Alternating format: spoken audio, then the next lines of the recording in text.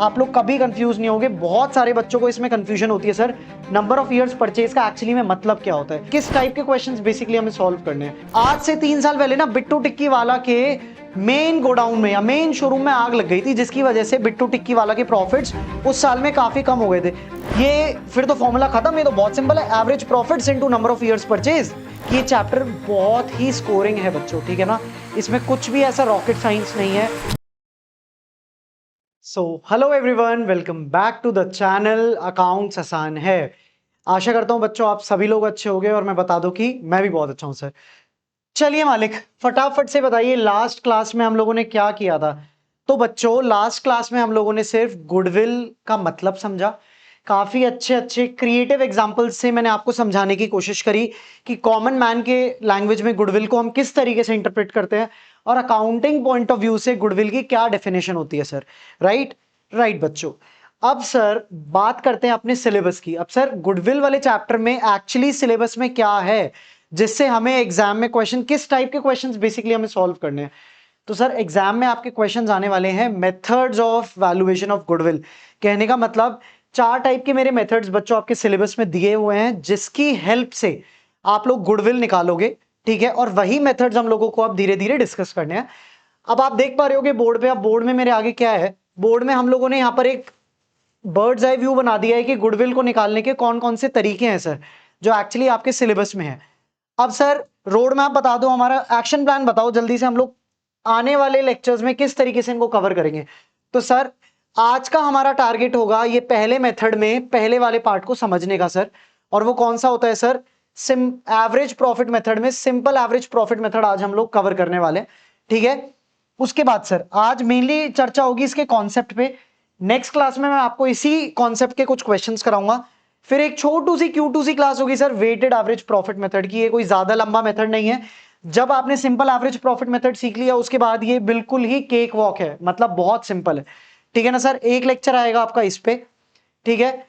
एक lecture dedicated होगा बच्चों आपका सुपर प्रॉफिट मेथड पे, जहां पर हम लोग समझेंगे कि सुपर प्रॉफिट्स एक्चुअली में क्या होते हैं, और सुपर प्रॉफिट्स पे हम लोग काफी सारे क्वेश्चंस भी प्रैक्टिस करेंगे। और सर लास्ट टॉपिक होगा हमारा कैपिटलाइजेशन मेथड। इसमें भी मेरे 2 टाइप के मेथड होते हैं, अभी हम लोग डिस्कस करेंगे। बट मैं आपको बता दूं आने वाले 4 से 5 लेक्चर्स में सर आपका ये चैप्टर कवर हो जाएगा। और मैं पहले भी डे 1 पे मैंने बोला था जब मैं इसके कॉन्सेप्ट्स करा रहा था आपको वैल्यूएशन के, कि ये चैप्टर बहुत ही स्कोरिंग है बच्चों, ठीक है ना। इसमें कुछ भी ऐसा रॉकेट साइंस नहीं है, थोड़ा सा फॉर्मूलाज आपको रिमेंबर करने पड़ेंगे, but again I am saying कि अकाउंट्स बहुत ही लॉजिकल सब्जेक्ट है। फॉर्मूला अगर आप याद कर रहे हो तो आपको उसका लॉजिक भी पता होना चाहिए, राइट सर, करेक्ट। ओके बच्चों, तो एक बार फटाफट से आप लोग बोर्ड पे ध्यान दीजिए।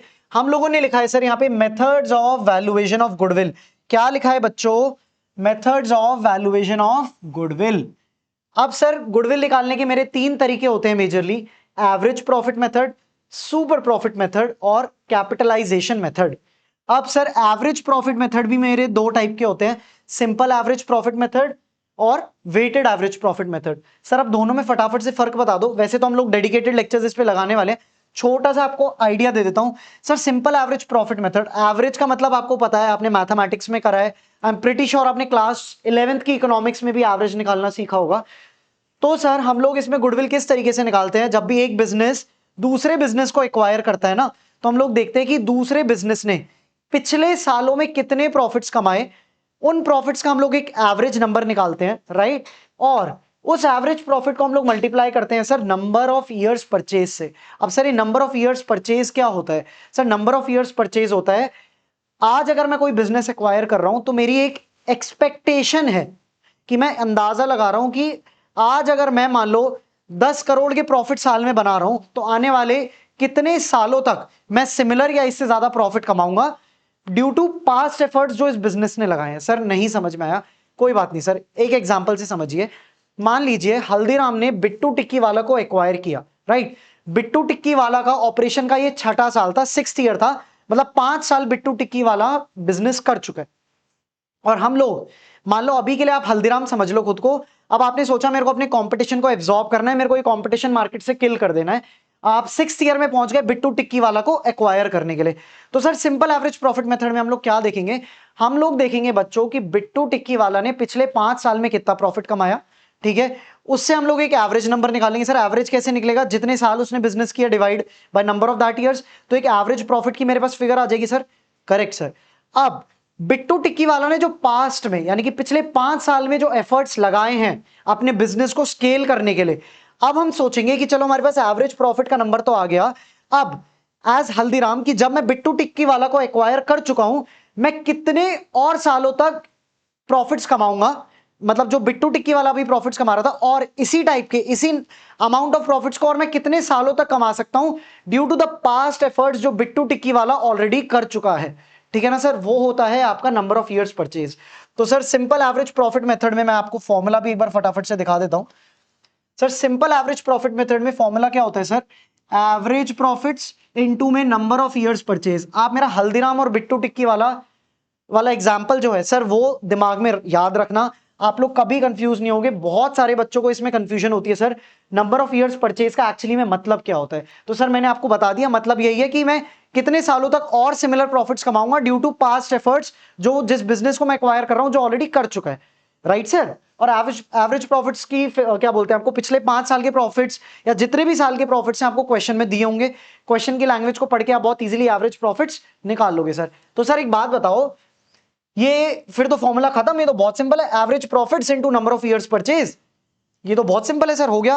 अब सर यहां पर एक आता है छोटा सा कैच, और बच्चों वो क्या कैच है मैं आपको समझा देता हूं कि जो एवरेज प्रॉफिट्स है ना, जो आपको मान लो मेरे एग्जांपल में जैसे हम कंटिन्यू करें कि हल्दीराम ने बिट्टू टिक्की वाला को एक्वायर किया, मान लो 5 साल के प्रॉफिट्स आपको दिए हुए हैं, तो उन प्रॉफिट्स में ना क्वेश्चन में एडिशनल इंफॉर्मेशन में ना कुछ आपको एडजस्टमेंट्स दी होती हैं सर। अब सर ये एडजस्टमेंट्स क्यों दी होती हैं? एडजस्टमेंट्स को समझने से पहले मैं आपको एक चीज बता देना चाहता हूं कि सर जब मैं बात करता हूं ना प्रॉफिट्स की, यहां पर मैं सिर्फ और सिर्फ बात कर रहा हूं नॉर्मल बिजनेस प्रॉफिट्स की। कहने का मतलब कई बार बच्चों बिजनेस में कुछ एबनॉर्मल टाइप की चीजें हो जाती हैं। मान लीजिए कि अभी मैं 2024-25 में खड़ा हूं, ठीक है, एज हल्दीराम इमेजिन करो मैं आज बिट्टू टिक्की वाला को एक्वायर करने जा रहा हूं और पिछले 5 सालों के प्रॉफिट्स मेरे पास बिट्टू टिक्की वाला के हैं, ठीक है, तो मैं एवरेज प्रॉफिट बहुत इजीली निकाल सकता हूं। बट मान लो मेरे को पता चलता है कि कुछ टाइम पहले आज से 3 साल पहले ना बिट्टू टिक्की वाला के मेन गोडाउन में या मेन शोरूम में आग लग गई थी, जिसकी वजह से बिट्टू टिक्की वाला के प्रॉफिट्स उस साल में काफी कम हो गए थे। अब सर कम क्यों हुए होंगे? अब बच्चों एक बात बताओ, अगर गोडाउन में या शोरूम में आग लग गई, ठीक है, उससे आपकी इन्वेंट्री यानी कि आपका स्टॉक खत्म हो गया होगा, लॉस हुआ होगा बिट्टू टिक्की वाला को। अब सर जब कस्टमर को देने के लिए मेरे पास स्टॉक ही नहीं बचा, तो ऑब्वियसली मेरी सेल क्या हो जाएगी सर? कम हो जाएगी, तो मेरे प्रॉफिट्स भी कम हो जाएंगे। बट अब मेरे को एक चीज आप कमेंट सेक्शन में बताओ कि हर साल ऐसे टाइप की चीजें हो जाती हैं क्या बिजनेस में? सर ये तो 1 in a 100 या 1 in a million वाला केस हो जाता है कि मेरे शोरूम में आग लग गई, राइट, या मान लीजिए मेरे को कुछ एबनॉर्मल टाइप का ही गेन हो गया, ठीक है, या कुछ अलग ही टाइप का एबनॉर्मल लॉस हो गया जो जनरली बिजनेस में मेरे को होता नहीं है, ठीक है। तो सर प्रॉफिट्स निकालने के लिए हम लोग क्या करते हैं ना, ये जो एबनॉर्मल गेन्स एबनॉर्मल लॉसेस होते हैं, ठीक है ना, जैसे हमने लॉस बाय फायर का एग्जांपल लिया, तो सर इनको हम लोगों को एडजस्ट करना पड़ता है। कहने का मतलब अगर मेरे प्रॉफिट्स लॉस बाय फायर के चक्कर में कम हो गए हैं किसी पर्टिकुलर साल के, तो सर वो जो लॉस की वजह से मेरा प्रॉफिट कम हुआ है ना सर, वो लॉस मैं वापस ऐड बैक करूंगा। और सर क्यों कर रहा हूं? क्योंकि मैं एज्यूम करता हूं गुडविल के कैलकुलेशन में जब मैं एवरेज प्रॉफिट्स निकालता हूं कि मैं सिर्फ और सिर्फ नॉर्मल बिजनेस प्रॉफिट्स की बात कर रहा हूं, किसी भी टाइप की एबनॉर्मल चीजें हो रही हैं तो मैं कंसिडर नहीं करता। रीजन बीइंग क्योंकि वो बहुत कम बिजनेस में होती हैं, ठीक है ना, जनरली उस टाइप के खर्चे या उस टाइप के इवेंट्स बिजनेस में नहीं होते। तो आपको क्या करना होगा सर? उन एबनॉर्मल इवेंट्स के इंपैक्ट को एडजस्ट करना होगा प्रॉफिट्स में। अब सर वो किस तरीके से करते हैं वो भी हम समझ लेते हैं। उससे पहले आई होप आपने फॉर्मूला देख लिया है बोर्ड पे, और बच्चों एक बार फटाफट से इसका स्क्रीनशॉट ले लो। कैच बच्चों बस इतना ही है कि जब आप एवरेज प्रॉफिट्स निकालते हो ना, ये नंबर ऑफ ईयर्स परचेज तो बहुत इजीली आपको क्वेश्चन में दिया होगा और इसका मतलब भी मैं आपको बता चुका हूं। सर प्रॉफिट्स में ही सारा खेल है, प्रॉफिट्स की कैलकुलेशन में आपको बहुत सारे एडजस्टमेंट्स दिए होंगे, बस आपको समझना है कि उस पर्टिकुलर एक्स्ट्राऑर्डिनरी इवेंट से मेरे प्रॉफिट्स अभी कम हो रखे हैं या बढ़े हुए हैं। सर अगर एक्स्ट्राऑर्डिनरी इवेंट की वजह से मेरे प्रॉफिट्स फिलहाल के लिए बढ़े हुए हैं तो नॉर्मल बिजनेस प्रॉफिट निकालने के लिए मैं उनको कम कर दूंगा, ठीक है। सिमिलरली अगर किसी एबनॉर्मल इवेंट की वजह से जैसे लॉस बाय फायर के चक्कर में अभी किसी पर्टिकुलर ईयर के मेरे प्रॉफिट्स कम आ रखे हैं तो मैं वापस ऐड बैक कर दूंगा, ये मानते हुए कि जनरली वो उस टाइप के इवेंट बिजनेस में नहीं होते, ठीक है सर। अब फटाफट से अगली स्लाइड पे मूव करते हैं और एक बार ये प्यारा सा एग्जांपल आप लोग रीड आउट कर लीजिए। एग्जांपल वही रखा है मैंने सिंप्लिसिटी के लिए कि Haldiram's acquired BTW. Sir BTW क्या है? बिट्टू टिक्की वाला। ठीक है ना। हल्दीराम्स एक्वायर्ड बिट्टू टिक्की वाला to remove the competition. Okay sir. Goodwill is to be valued basis 3 years purchase. अब सर पहले तो मतलब समझते हैं 3 इयर्स परचेज। पहली बात तो ये सर, हल्दीराम को लग रहा है कि जब मैं बिट्टू टिक्की वाला को एक्वायर कर लूंगा ना, तो अभी बिट्टू टिक्की वाला जितने प्रॉफिट्स कमा रहा है, सिमिलर टाइप के प्रॉफिट्स मैं भी कमाऊंगा आने वाले 3 साल तक। कितने साल तक सर? 3 साल तक। ये हल्दीराम की एक्सपेक्टेशन है, राइट। Okay sir.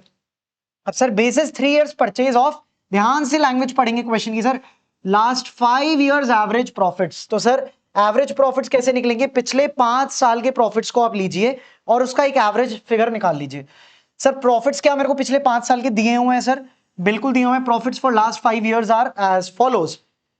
2013-14 में कमाए 50,000, फिर कमाए 40,000, फिर कमाए 75,000। फिर ध्यान से देखना बच्चों, नेगेटिव फिगर है तो इसको ऐड बैक मत कर देना, ये लेस ही होगा क्योंकि हम मान रहे हैं कि इसमें लॉस हुआ है 16-17 में। और सर 2017-18 में कमाए हमने 50,000। अभी सिंप्लिसिटी के लिए मान लीजिए कि कोई भी एबनॉर्मल इवेंट यहाँ पे नहीं है, राइट। अब जल्दी से मेरे को बताइए, अगर कोई भी एबनॉर्मल इवेंट नहीं है यहाँ पे, तो मेरे एवरेज प्रॉफिट कैसे निकलेंगे सर? एवरेज प्रॉफिट निकलेंगे बच्चों मेरे, अगर मैं इन 5 साल के प्रॉफिट्स का एवरेज ले लेता हूं। जल्दी से मेरे को बताओ, अगर पिछले 5 साल के एवरेज ले लेता हूं तो क्या एक एवरेज प्रॉफिट की फिगर आ जाएगी? करेक्ट सर, आ जाएगी। फटाफट से बताओ, अगर मैं 50,000 प्लस 40,000 प्लस 75 माइनस 25,000। बहुत बच्चे यहां पे गलती करते हैं बच्चों, साइंस का आपको बहुत ध्यान रखना है, ठीक है ना। क्वेश्चन में जो साइन दिया हुआ है आपको उससे हिंट ले लेनी है कि ये मेरा प्रॉफिट नहीं है, मेरे को समझ में आ रहा है कि इस साल मेरा लॉस हुआ है। प्लस 50,000 डिवाइड बाय सर कितने साल का निकाल रहा हूं? 5 साल का, राइट। ये तो बहुत सिंपल है सर, बेसिक मैथ्स है, ये तो हम छोटी छोटी क्लासेस से करते आ रहे हैं।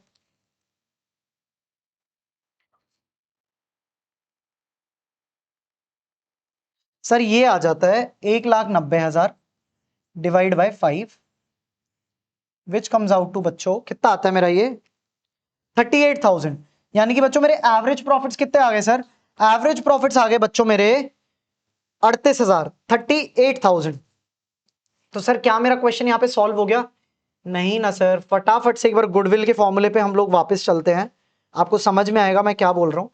सर अभी हमने क्या निकाला है ना, यहाँ पे हमने अभी निकाला है एवरेज प्रॉफिट का नंबर, ठीक है, जो कि आया मेरा 38,000। अब मेरे को बच्चों मल्टीप्लाई करना होगा ये नंबर ऑफ ईयर्स परचेज से। जैसे मैंने आपको बताया ना, इस एग्जांपल में हल्दीराम की एक्सपेक्टेशन है कि जब वो बिट्टू टिक्की वाला को एक्वायर कर लेगा तो आने वाले 3 साल तक सिमिलर प्रॉफिट कमाने वाला है, ठीक है ना। तो बच्चों गुडविल क्या होगी मेरी?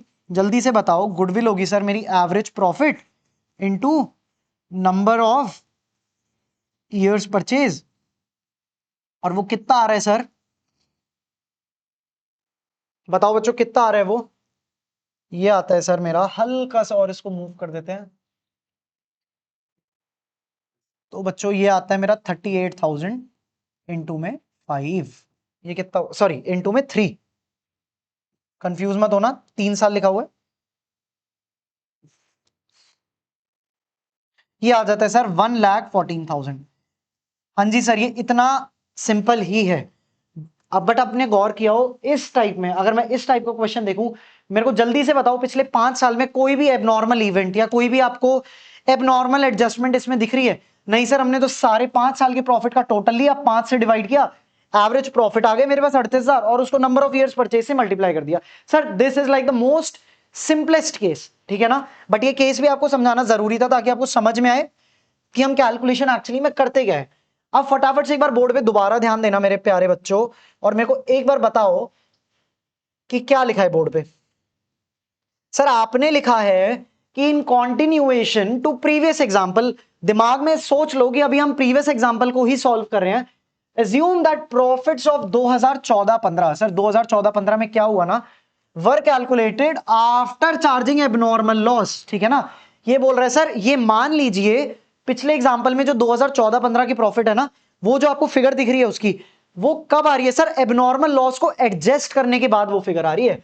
और सर वो एबनॉर्मल एडजस्टमेंट क्या था कि मेरा लॉस हुआ था गुड्स का बाय फायर, और सर कितना लॉस हुआ था? 10,000।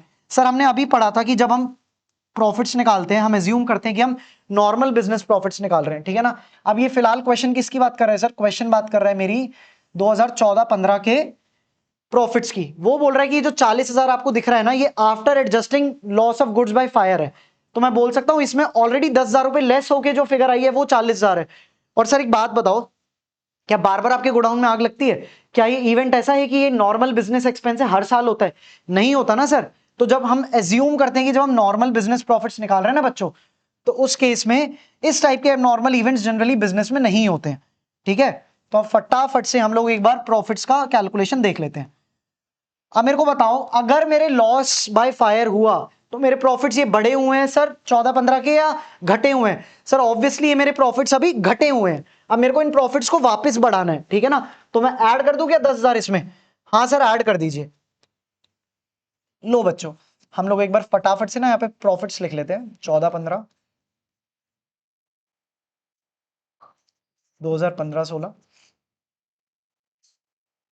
2016-17 और 2017-18। आई थिंक यही होना चाहिए मेरा। Correct sir. 50,000, 40,000, 50,000, 40,000, और क्या है फटाफट से देखेंगे सर। 75,000, 25,000 का लॉस, 75,000, 25,000 का लॉस, और आई थिंक लास्ट ईयर में भी मेरे प्रॉफिट्स हैं 50,000 के। Correct sir. अब सर जल्दी से बताओ मेरे को, 2014-15 में क्या हुआ सर? ये जो 40,000 है ना, इसमें हम लोगों ने ये जो फिगर आ रही है 40,000, ये 10,000 लॉस बाय फायर लेस करने के बाद आ रही है। तो मैं बोल सकता हूँ अभी ये 40,000 मेरे प्रॉफिट्स कम है। अब मैं क्या 10,000 रुपए अगर वापस ऐड बैक करता हूं, तो क्या मैं नॉर्मल बिजनेस प्रॉफिट्स पे पहुंच जाऊंगा सर अपने? यस सर, आप पहुंच जाएंगे। ठीक है ना?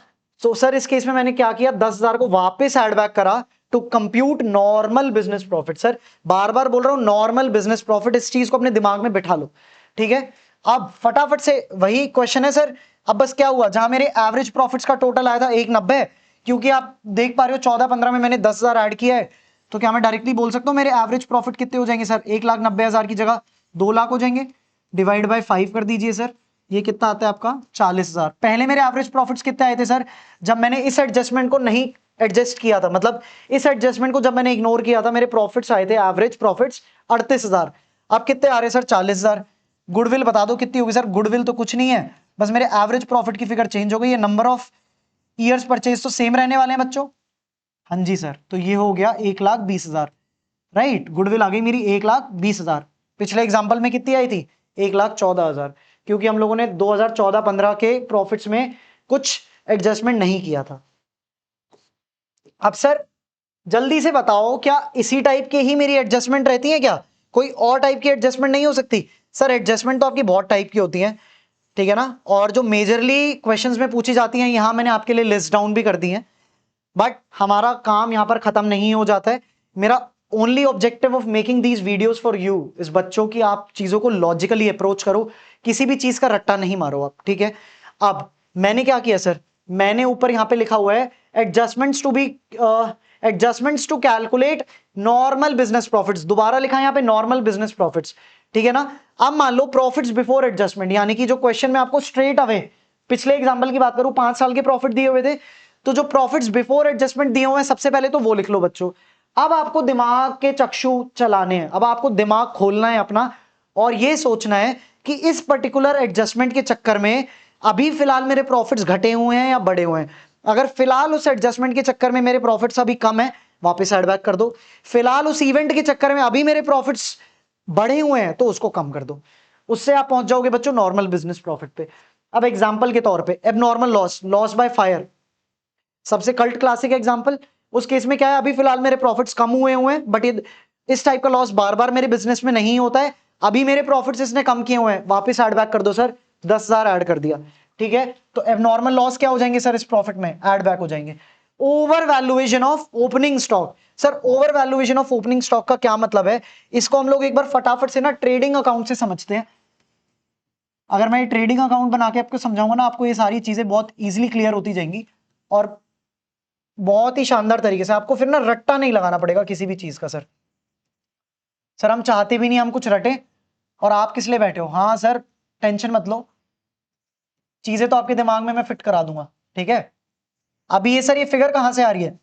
बच्चों ये मैं फिगर्स सिर्फ आपको समझाने के लिए लिख रहा हूं, कंफ्यूज मत होना, ये सर ने कहां से ये फिगर्स लिख दी हैं, किसी क्वेश्चन से फ्लो की नहीं आ रही है, सिर्फ आपके अंडरस्टैंडिंग के लिए बच्चों। चलो सर जल्दी से बताओ ग्रॉस प्रॉफिट क्या आएगा इसमें, 4 और 2 6 लाख माइनस 3 लाख। अभी सर इस एग्जांपल में फिलहाल मेरा ग्रॉस प्रॉफिट कितना दिख रहा है सर मेरे को, फिलहाल ग्रॉस प्रॉफिट दिख रहा है 3 लाख, सेल ली 4 लाख की, क्लोजिंग स्टॉक लिया 2 लाख का, टोटल आया 6 lakh, opening stock 1 lakh, purchases 2 lakh, ठीक है ना, तो ग्रॉस प्रॉफिट हुआ सर 3 लाख। अब इसी ट्रेडिंग अकाउंट से आपको सारे केसेस कवर करा दूंगा बहुत ही शानदार तरीके से। अभी ये सिचुएशन दिख रही है, ग्रॉस प्रॉफिट है सर 3 लाख का। अब बच्चों मान लो एक एडजस्टमेंट में आपको दिया हुआ है कि अभी ना मेरा ओपनिंग स्टॉक ओवर वैल्यू हो रखा है। मान लो अब इसी एग्जांपल में ध्यान देना बच्चों, अभी फिलहाल 1 लाख जब मेरा ओपनिंग स्टॉक था सर, मेरा प्रॉफिट था 3 लाख, राइट। अब मैं इस फिगर को एक काम करता हूं, मैं कर देता हूं इसको 1.5 लाख। अगर मैंने ओपनिंग स्टॉक को 1 लाख से 1.5 लाख कर दिया, अब जल्दी से बताओ इससे क्या इंपैक्ट आएगा सर, अभी भी मेरे प्रॉफिट्स 3 लाख ही रहेंगे क्या? नहीं ना सर, मेरे प्रॉफिट कितने हो जाएंगे सर, मेरे प्रॉफिट हो जाएंगे सिर्फ 2.5 लाख, ठीक है। इस फिगर को अगर मैं 2 लाख बना देता हूं, ठीक है, 1.5 लाख की जगह, तो सर मेरे प्रॉफिट हो जाएंगे सिर्फ 2 लाख। कहने का मतलब सर, कहने का तात्पर्य क्या है सर, अगर मैं ओपनिंग स्टॉक को ओवर वैल्यू करके बैठा हूं तो नेट में इंपैक्ट क्या आ रहा है सर, उससे मेरा प्रॉफिट फिलहाल कम हुआ है, ठीक है ना। आप खुद सोचो, अभी 1.5 लाख में मेरा 2.5 लाख का प्रॉफिट आ रहा है, इसी फिगर को अगर मैं 2 लाख कर देता हूं तो सर यहां प्रॉफिट कितना रह जाएगा, 2.5 लाख की जगह 2 लाख रह जाएगा। क्या मैं बोल सकता हूं कि जब मेरा ओपनिंग स्टॉक बढ़ा हुआ है मेरे प्रॉफिट्स कम हो रखे हैं? Correct sir. तो सर जनरली इस टाइप की चीजें होती नहीं है बिजनेस में कि आप ओपनिंग स्टॉक को ओवर वैल्यू या अंडर वैल्यू करके बैठे हो। अगर कर दिया है ना आपने तो इसके इंपैक्ट को ठीक कर दो। कहने का मतलब, अगर क्वेश्चन में दिया हुआ है आपका ओपनिंग स्टॉक 50,000 से बढ़ा हुआ है, ओवर वैल्यूड है, तो क्या मैं बोल सकता हूं उस ओपनिंग स्टॉक के ओवर वैल्यू होने के चक्कर में अभी फिलहाल मेरे ग्रॉस प्रॉफिट्स 50,000 से कम हो रखे हैं? Correct sir. अब उसको ठीक करना है तो क्या करूं सर, उन्हीं 50,000 को जिसकी वजह से मेरे प्रॉफिट्स अभी कम है एड बैक कर दो सर। समझ में आया? कहने का मतलब, अगर इस एग्जांपल मेरे एक्चुअली ओपनिंग स्टॉक 1 लाख का होना था, बट फिलहाल कितना हो रखा है सर, 1.5 लाख, यानी कि मैं बोल सकता हूं इस क्वेश्चन में 50,000 से मेरा ओपनिंग स्टॉक बढ़ा हुआ है, जिसकी वजह से मेरे ग्रॉस प्रॉफिट 50,000 से कम हो रखे हैं, क्योंकि अगर यहां 1 लाख होता तो यहां 3 लाख होता। Yes sir. तो अब ठीक कैसे करना है, वापस से इसी एडजस्टमेंट को, अगर आपको इसके इंपैक्ट को लेना है सर, वापस ऐड बैक कर दो इसको। वाइसा वर्सा सिचुएशन में अगर ओपनिंग स्टॉक आपका कम हो जाता है, मान लीजिए यही 1.5 लाख, अभी एज्यूम करते हैं कि स्टार्ट वाली जो फिगर थी ना मेरी, अभी वो एज्यूम कर लेते कि होना क्या चाहिए था सर, होना ये चाहिए था कि आपका ओपनिंग स्टॉक अगर मैं सही तरीके से वैल्यू करता ना तो 1 लाख का ही था ओपनिंग स्टॉक, ठीक है, और उसकी वजह से मेरे ग्रॉस प्रॉफिट्स कितने सर, सर ग्रॉस प्रॉफिट जो सही वाले होने चाहिए थे ना वो थे 3 लाख। अब सर दूसरा केस ले रहे हैं हम लोग, अब मैंने क्या किया, इसको मैंने अंडर वैल्यू करके बैठा हूं सर। कहने का मतलब, ये होना चाहिए था 1 लाख, मैं इसको अंडर वैल्यू करके बैठा हूं, मैंने अभी इसको रिकॉर्ड कर रखा है सिर्फ और सिर्फ 50,000 पे। मैं बोल सकता हूं मेरा ओपनिंग स्टॉक 50,000 से अंडर वैल्यूड है। Yes sir. उसकी वजह से क्या इंपैक्ट आ रहा है मेरे ट्रेडिंग अकाउंट में सर, मेरा ग्रॉस प्रॉफिट बढ़ गया 3.5 लाख से।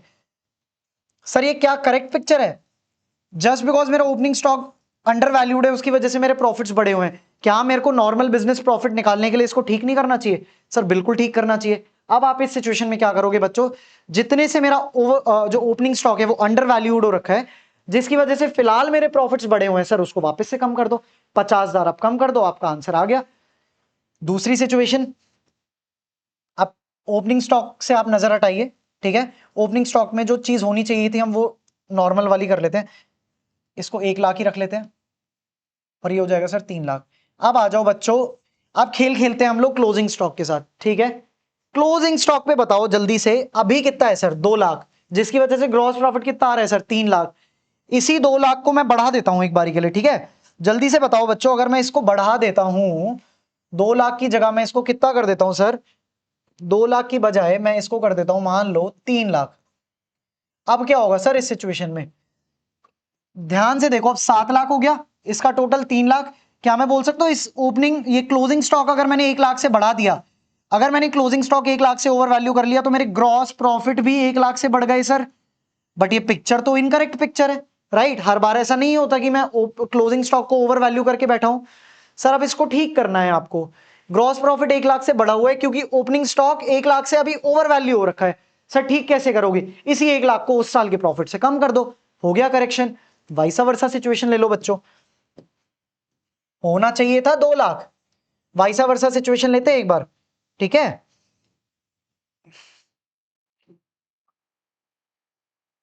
अगर सब कुछ सही रहता ना बच्चों, तो मेरा क्लोजिंग स्टॉक रहता 2 लाख और मेरा ग्रॉस प्रॉफिट भी आता सर, ग्रॉस प्रॉफिट आता मेरा 3 लाख का, ठीक है। हाँ सर, ये थी सही सिचुएशन। बट मैंने क्या कर दिया ना सर, मैंने एक छोटी सी गलती कर दी।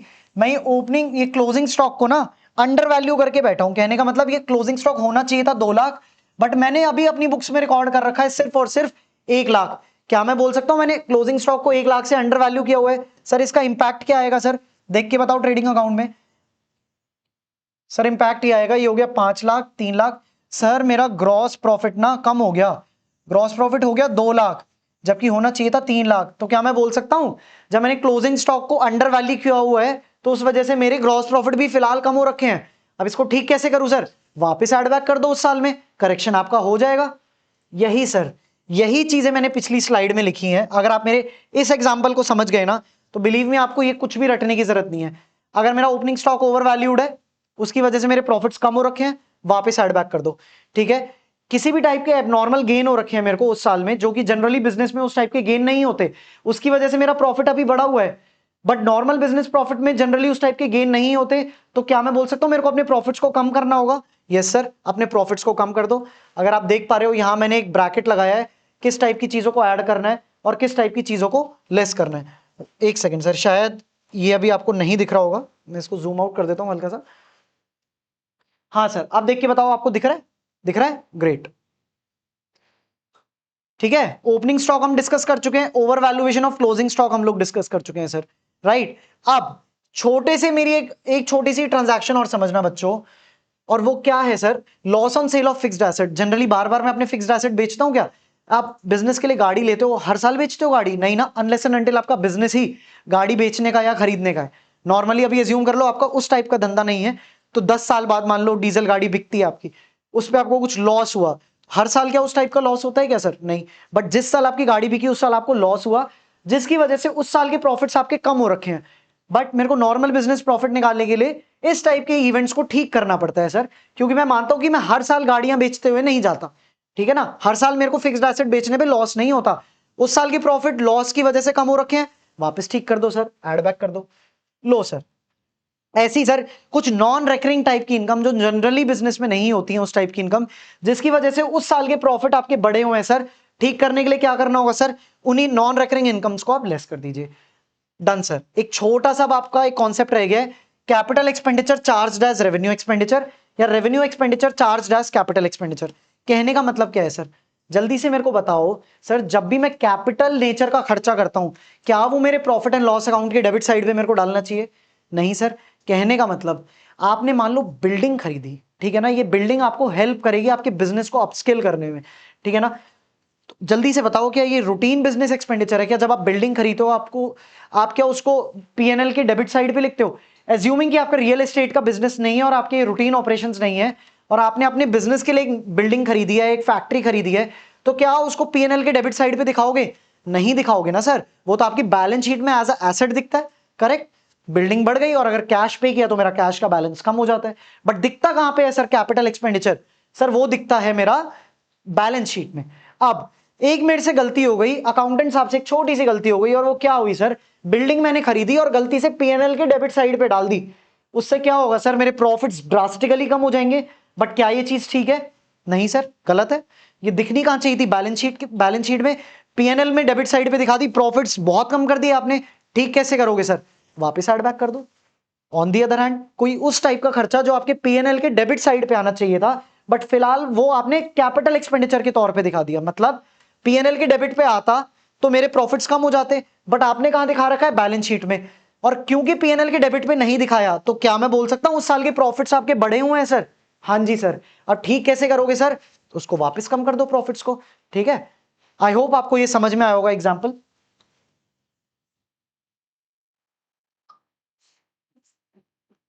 ठीक है सर, तो आज के लिए बस इतना ही बच्चों, ठीक है। आपको क्या करना है, अब आपका टू डू क्या है सर? आपका होमवर्क क्या है? ये जो मैंने एडजस्टमेंट्स आपको कराई है ना बच्चों, और जो ट्रेडिंग अकाउंट में आपको प्रैक्टिकली करके दिखाया है, एक बार जाके घर पे इस वीडियो को आप दोबारा देखो, अपनी बुक खोलो, वहां पर भी एडजस्टमेंट्स दी हुई हैं, और एक बार बस रिकॉल करो कि सर ने किस तरीके से समझाया था क्लास में, ठीक है ना। अगर आप ये तरीका सीख जाओगे ना रिकॉल करने का, कभी बच्चों एग्जाम में कंफ्यूज नहीं होगे। बहुत बच्चों को ये दिक्कत रहती है, यार ऐड करूं या लेस करूं, ठीक है। अगर चीजों को लॉजिकली अप्रोच करोगे, ये सोचोगे कि इस इवेंट की वजह से क्या भी मेरे प्रॉफिट बढ़े हुए हैं या घटे हुए हैं, कभी गलती नहीं करोगे बच्चों एग्जाम में, ठीक है। तो जाओ अच्छे से रिवाइज करो, और नेक्स्ट क्लास में बच्चों हम लोग करेंगे सिंपल एवरेज प्रॉफिट के कुछ आपकी टीएस ग्रेवाल की इलस्ट्रेशंस, ठीक है। आई होप आपको ये टॉपिक समझ में आ रहा होगा, और कमेंट सेक्शन में लिखिए आपको समझ में आ रहा है या नहीं आ रहा है, या किसी भी टाइप की आपकी क्वेरी है आप बेझिझक कमेंट सेक्शन में लिख सकते हैं, ठीक है बच्चों। चलिए सर, मैं मिलता हूं आपको अगले लेक्चर में सिंपल एवरेज प्रॉफिट मेथड्स के क्वेश्चंस के साथ। Till then take care, bye bye, जय श्री राम।